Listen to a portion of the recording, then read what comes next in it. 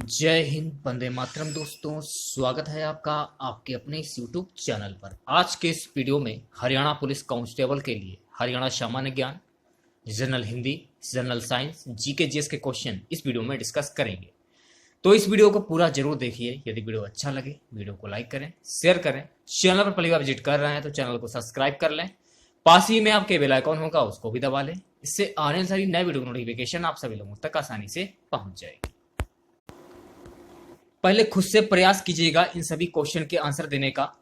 2 से 3 सेकंड के बाद मैं आंसर क्लियर कर दूंगा। तो सबसे पहले हम लोग हरियाणा सामान्य ज्ञान के क्वेश्चन डिस्कस करेंगे। क्वेश्चन है कि किस पुराण की कथा के अनुसार राजा कुरु ने दत्त वन में हल चलाकर कुरुक्षेत्र को आबाद किया था।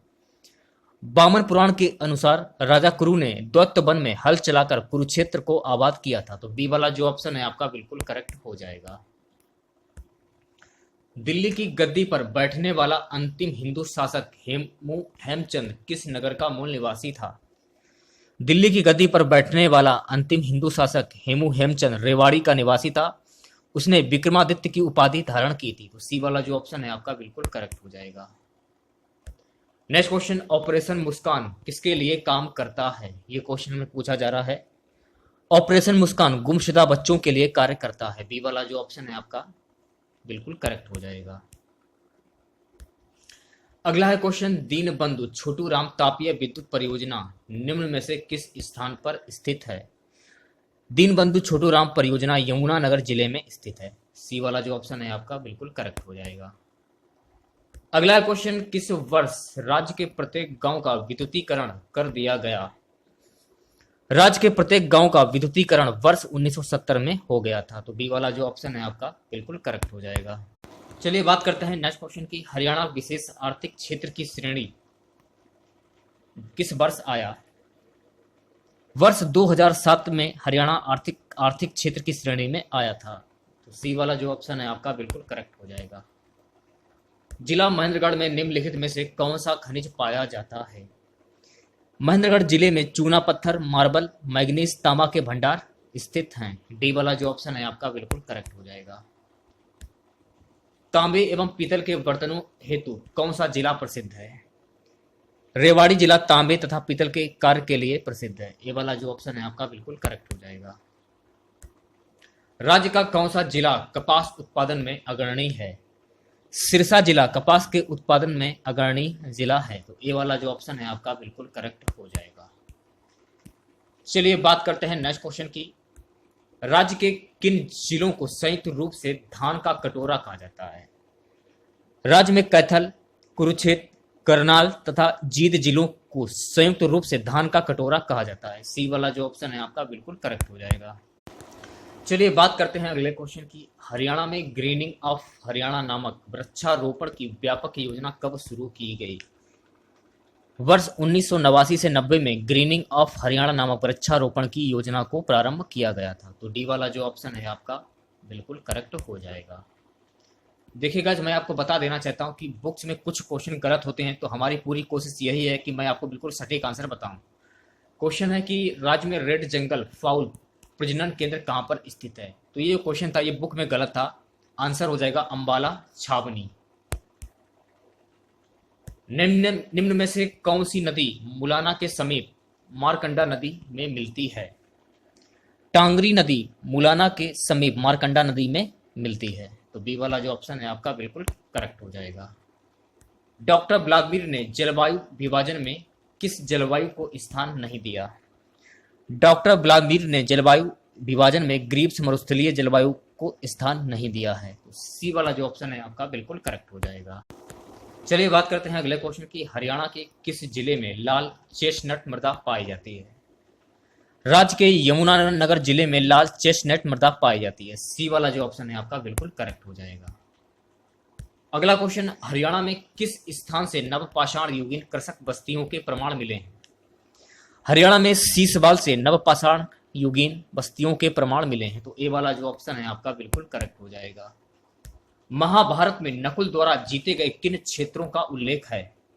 रोहतक एवं सिरसा नकुल द्वारा विजित वो क्षेत्र हैं जिनका वर्णन महाभारत में किया गया है। ये वाला जो ऑप्शन है आपका बिल्कुल करेक्ट हो जाएगा। अगला क्वेश्चन, हरियाणा में महेंद्रगढ़ किसके लिए प्रख्यात है? हरियाणा में महेंद्रगढ़ लाख की चूड़ियों के लिए प्रख्यात है। यह हरियाणा के खूबसूरत पर्यटक स्थलों के लिए प्रसिद्ध है। यहाँ पहले पृथ्वीराज चौहान के वंशज अंगपाल का साम्राज्य था। तो ए वाला जो ऑप्शन है आपका बिल्कुल करेक्ट हो जाएगा।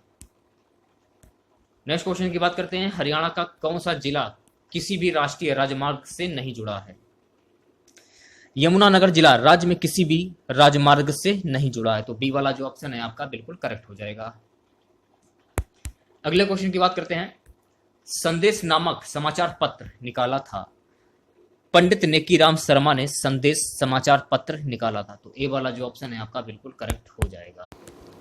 चलिए बात करते हैं अगले क्वेश्चन की। क्वेश्चन हमारा है मध्यकालीन समय से 20वीं शताब्दी तक कहा जाता था। बी वाला जो ऑप्शन है आपका 8 से 16वीं शताब्दी बिल्कुल करेक्ट हो जाएगा। चलिए बात करते हैं अगले क्वेश्चन की। सन 1857 की क्रांति की शुरुआत हुई, कहां से हुई थी? सन 1857 की क्रांति की शुरुआत मेरठ से हुई थी। तो सी वाला जो ऑप्शन है आपका बिल्कुल करेक्ट हो जाएगा।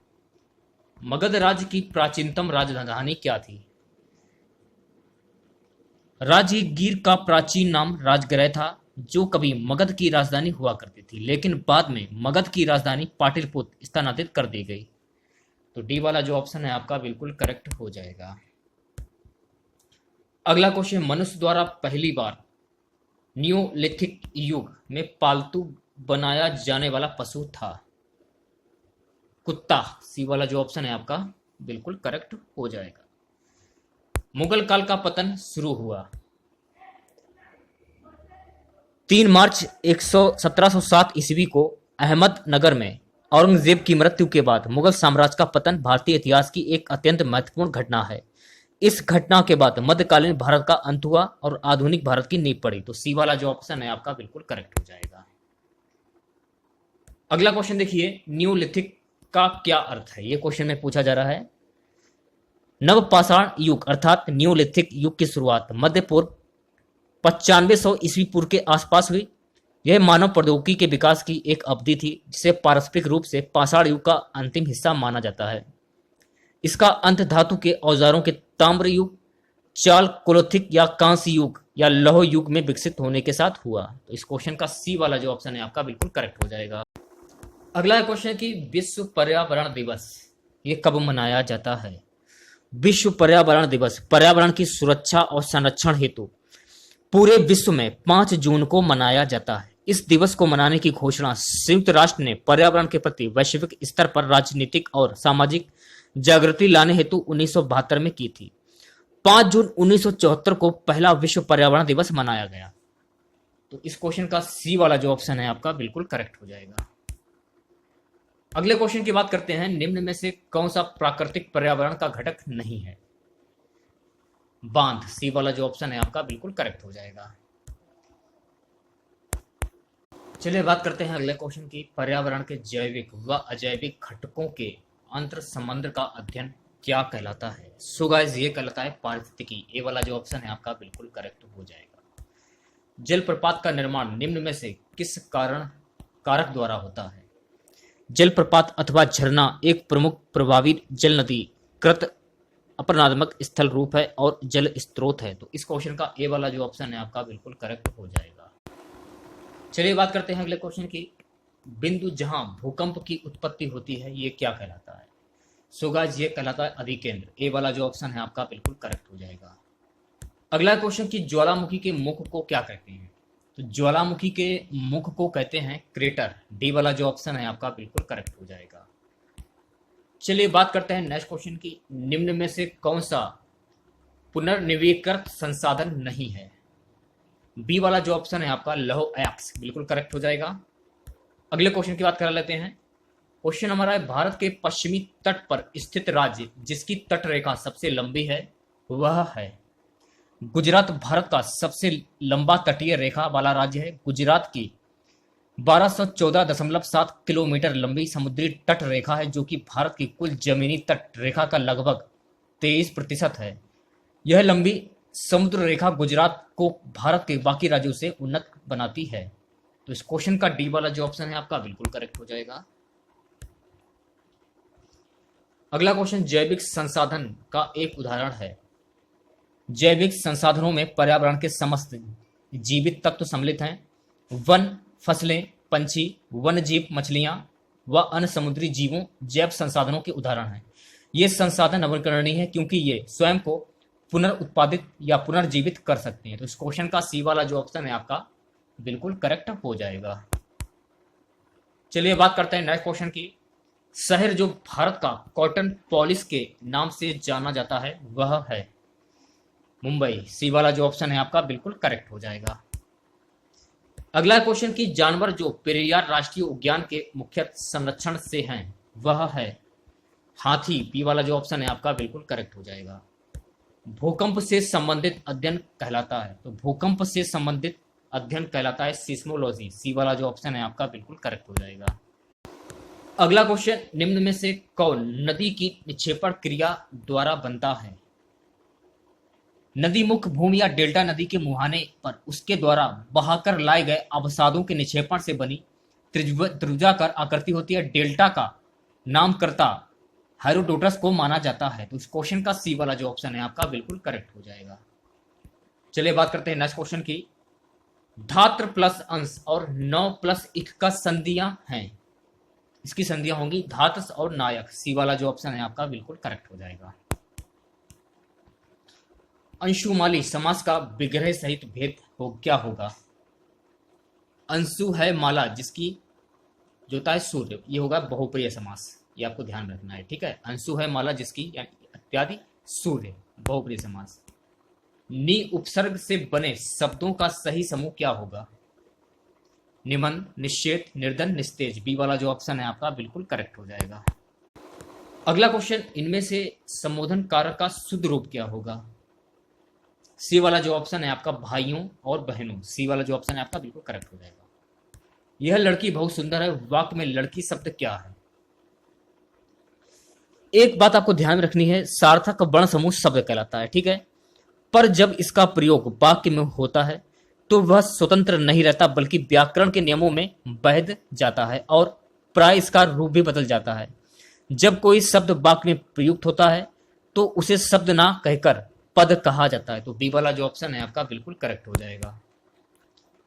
अगला क्वेश्चन, आ बैल अपूर्ण लोकतृप्ति का सही अंश क्या होगा? सी वाला जो ऑप्शन है आपका आ बैल मुझे मार, बिल्कुल करेक्ट हो जाएगा। अगला को गुरु का स्त्रीलिंग रूप बनाने वाला प्रत्यय है आइन। सी वाला जो ऑप्शन है आपका बिल्कुल करेक्ट हो जाएगा। विश्व व्यापार संगठन का मुख्यालय कहां पर स्थित है? विश्व व्यापार संगठन वर्ल्ड ट्रेड ऑर्गेनाइजेशन एक अंतरराष्ट्रीय संगठन है जो विश्व व्यापार के लिए नियम बनाता है। इसकी स्थापना 1995 में द्वितीय विश्व युद्ध के बाद बनाए गए गैट के स्थान पर लाने के लिए की गई थी। तो ए वाला जो ऑप्शन है आपका बिल्कुल करेक्ट हो जाएगा। यह आपका करंट अफेयर्स का क्वेश्चन था। भारतीय खिलाड़ी जिसे हाल ही में सन 2012 ईस्वी में राज्यसभा का सदस्य मनोनीत किया गया वह है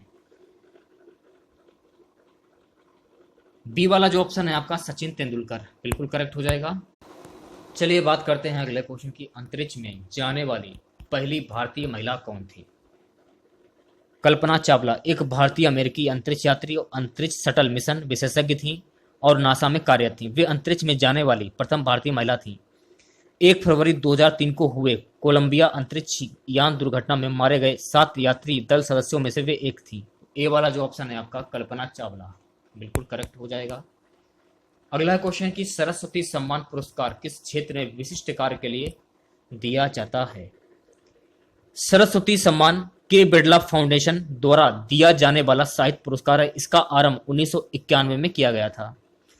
यह सम्मान प्रतिवर्ष संविधान की 8वीं अनुसूची में दर्ज 22 भाषाओं में प्रकाशित उत्कृष्ट साहित्यिक कृति को दिया जाता है। यह कृति सम्मान वर्ष से पहले 10 वर्ष की अवधि में प्रकाशित होने वाली कोई पुस्तक ही हो सकती है। इस सम्मान में शाल, प्रशस्ति पत्र, प्रतीक चिन्ह, 15 लाख रुपए की सम्मान राशि दी जाती है। पहला सरस्वती सम्मान हिंदी के साहित्यकार डॉक्टर हरिवंश राय बच्चन को उनकी 4 खंडों की आत्मकथा के लिए दिया गया था। तो इस क्वेश्चन का सी वाला जो ऑप्शन है आपका बिल्कुल करेक्ट हो जाएगा। लंदन ओलंपिक 2012 में भारत द्वारा कितने मेडल जीते गए थे? तो इस क्वेश्चन को छोड़ते हैं फिलहाल। रहमतुल्लाह कप किस खेल से जुड़ा है? ये क्वेश्चन में पूछा जा रहा है। रहमतुल्लाह कप किस खेल से जुड़ा है? बैडमिंटन। सी वाला जो ऑप्शन है आपका बिल्कुल करेक्ट हो जाएगा। अगला क्वेश्चन, उल्लू की आंख में पाई जाती है केवल शलाका कोशिकाएं प्राणियों की आंखों के दृष्टिपटल रेटिना में उपस्थित एक प्रकार की प्रकाशग्राही कोशिका होती हैं जो कम प्रकाश से भी देखने में अधिक सक्षम होती हैं। रात्रि दृष्टि लगभग पूरी तरह शलाकाओं से ही प्राप्त होती है, लेकिन मनुष्य की रंग दृष्टि में बहुत कम क्षमता होने के कारण अंधेरे में लगभग ना के बराबर नजर आता है। लेकिन उल्लुओं की आंखों में सिर्फ शलाका कोशिका ही मौजूद होती हैं, इसलिए उन्हें रात में स्पष्ट दिखाई देता है। तो ए वाला जो ऑप्शन है आपका बिल्कुल करेक्ट हो जाएगा। गाय का दूध कम वसा युक्त होता है। बी वाला जो ऑप्शन है आपका बिल्कुल करेक्ट हो जाएगा। अगला क्वेश्चन, अंडा देने वाला स्तनधारी है। अंडा देने वाला स्तनधारी है व्हेल। डी वाला जो ऑप्शन है आपका बिल्कुल करेक्ट हो जाएगा। द्वितीय महायुद्ध के अंतिम चरण में परमाणु बम विस्फोट से कौन सा शहर सबसे ज्यादा प्रभावित हुआ था? हिरोशिमा। बी वाला जो ऑप्शन है आपका बिल्कुल करेक्ट हो जाएगा। अगला क्वेश्चन, इनमें से कौन सा घरेलू अवशिष्ट जैव अनिम्नीकरणीय नहीं है? प्लास्टिक की थैली। ए वाला जो ऑप्शन है आपका बिल्कुल करेक्ट हो जाएगा। अगला क्वेश्चन की शैवाल, जल पक्षी, बड़ी मछली और छोटी मछली से बनी आहार श्रृंखला में डीडीटी का सांद्रण किस जीव में सबसे अधिक होगा? यह क्वेश्चन है पूछा जा रहा है। जल पक्षी। ए वाला जो ऑप्शन है आपका बिल्कुल करेक्ट हो जाएगा। अगला क्वेश्चन, फफूंदी है परजीवी एवं सैप्रोफिटिक दोनों। सी वाला जो ऑप्शन है आपका बिल्कुल करेक्ट हो जाएगा। एडिटिव भोजन में प्राप्त होते हैं। खाद्य यौगिक वह पदार्थ होते हैं जो खाद्य वस्तु में स्वाद, रूप, रंग, गंध या अन्य किसी गुण को सुरक्षित रखने या बढ़ाने के लिए डाले जाते हैं। कुछ यौगिक खाने में शताब्दियों में से डाले गए, जैसे कि सिरका, नमक, चीनी इत्यादि। आधुनिक काल में सल्फर डाइऑक्साइड डालकर खाने को अपघटन से बचाया जाता है। तो इस क्वेश्चन का सी वाला जो ऑप्शन है आपका बिल्कुल करेक्ट हो जाएगा। किस पदार्थ के परिवहन के लिए पौधों को ऊर्जा चाहिए? खनिज। बी वाला जो ऑप्शन है आपका बिल्कुल करेक्ट हो जाएगा। नेक्स्ट क्वेश्चन की बात करते हैं। एक अवतल लेंस के लिए वस्तु की दूरी का चिन्ह होगा। वस्तु को किसी भी लेंस या दर्पण के लिए बाएं लेने की प्रथा है, जिसे ऋणात्मक लिया जाता है। तो ए वाला जो ऑप्शन है आपका बिल्कुल करेक्ट हो जाएगा। चलिए बात करते हैं अगले क्वेश्चन की। निम्न में से कौन सा तारामंडल अप्रैल महीने में आकाश के उत्तरी भाग में दिखाई देता है? ऑप्शन सी जो है आपका बृहद सप्तऋषि बिल्कुल करेक्ट हो जाएगा। किसी आवृत्ति बारंबारता सारणी के माध्यिका को आलेखी विधि से निकालने के लिए सहायता लिया जाता है। आवृत्ति वर्ग। डी वाला जो ऑप्शन है आपका बिल्कुल करेक्ट हो जाएगा। जब किसी वस्तु को ऊर्ध्वाधर ऊपर फेंका जाए तब उच्चतम बिंदु पर वेग का मान क्या होगा? उच्चतम बिंदु पर वेग 0 होता है। सी वाला जो ऑप्शन है आपका बिल्कुल करेक्ट हो जाएगा। अगला क्वेश्चन, 10 सेंटीमीटर की फोकस दूरी के उत्तल लेंस एवं 20 सेंटीमीटर फोकस दूरी के एक अवतल लेंस को समान अक्षीय स्थिति में सटाकर रखा जाता है। संयुक्त लेंस एक। बी वाला जो ऑप्शन है आपका उत्तल लेंस का काम करता है, बिल्कुल करेक्ट हो जाएगा। अगला क्वेश्चन, एक शून्योत्तर परिमेय और एक अपरिमेय संख्याओं का गुणनफल अपरिमेय अवश्य होगा। ए वाला जो ऑप्शन है आपका कथन सत्य है। सूर्य में उपस्थित नाभिकीय ईंधन है। सूर्य में उपस्थित नाभिकीय ईंधन है। हाइड्रोजन एक गैसीय पदार्थ है जिसमें कोई गंध, स्वाद और रंग नहीं होता है। यह आवर्त सारणी का सबसे पहला रासायनिक तत्व है जो सबसे हल्का भी है। ब्रह्मांड में पृथ्वी पर नहीं, इसकी उपस्थिति प्रचुर मात्रा में है। तारों तथा सूर्य का अधिकांश द्रव्यमान हाइड्रोजन से बना है। इसके एक परमाणु में एक प्रोटॉन, एक इलेक्ट्रॉन होता है, जिसके कारण यह सबसे सरल परमाणु भी है। हाइड्रोजन की खोज 1766 ईस्वी में हेनरी कैमिडस ने की थी। तो इस क्वेश्चन का सी वाला जो ऑप्शन है आपका बिल्कुल करेक्ट हो जाएगा। अगला क्वेश्चन, निम्नलिखित में से कौन जैव मात्रा ऊर्जा का स्रोत नहीं है? हाइड्रोजन, सी वाला जो ऑप्शन है आपका बिल्कुल करेक्ट हो जाएगा। आज का हमारा सबसे लास्ट क्वेश्चन रहेगा, पदार्थ का सबसे छोटा कण जो पदार्थ की सब विशेषता बताता है वह है रासायनिक तत्व या केवल तत्व। उन शुद्ध पदार्थों को कहते हैं जो केवल एक ही तरह के परमाणुओं से बने होते हैं, या जो ऐसे परमाणुओं से बने होते हैं जिनके नाभिक में समान संख्या में प्रोटॉन होते हैं। सभी रासायनिक पदार्थ तत्वों से ही मिलकर बने होते हैं। तो इस क्वेश्चन का बी वाला जो ऑप्शन है आपका बिल्कुल करेक्ट हो जाएगा।